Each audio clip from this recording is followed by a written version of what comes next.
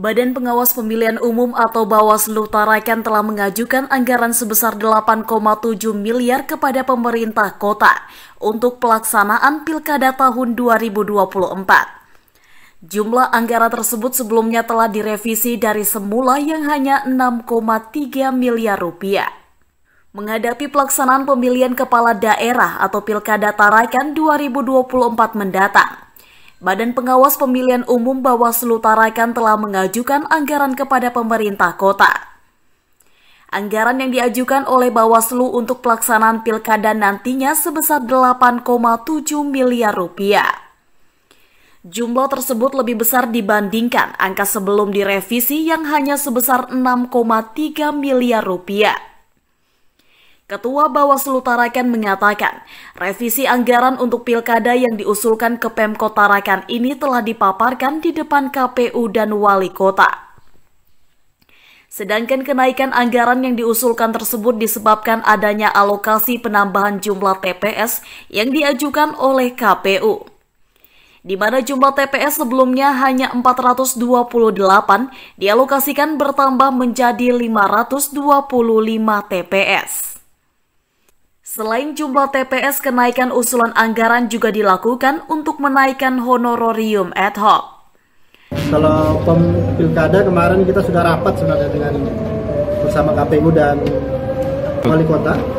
Kemarin kita ada revisi untuk Bawaslu awalnya 6,3, kita revisi menjadi 8,7 M. Ini naik, kenapa? Ada dua sebab sebenarnya. Yang pertama, jumlah alokasi TPS KPU itu naik, maka kita mengikuti jumlah alokasi TPS KPU yang semula kita 428 TPS, di KPU itu mengalokasikan 525. Jadi kalau TPS-nya naik, pastikan jumlah pengawasnya naik, maka itu naik. Terus yang kedua, ada surat dari Bawaslu ke Kementerian Keuangan, permintaan kenaikan honorarium ad hoc. Jadi Panwascam, kemudian Panwaslu Kelurahan dan pengawas TPS itu diminta untuk naik honornya. Itu usulannya naik. Tidak tahu apakah diterima usulannya atau tidak. Tapi kita mengajukan ke Pemkot itu sesuai dengan usulan, karena kan kalau nanti disetujui kan bisa tidak perlu ini lagi. Tapi kalau misalnya tidak disetujui, kita sesuaikan lagi, bisa berkurang lagi nanti. Kalau untuk pilkada ya,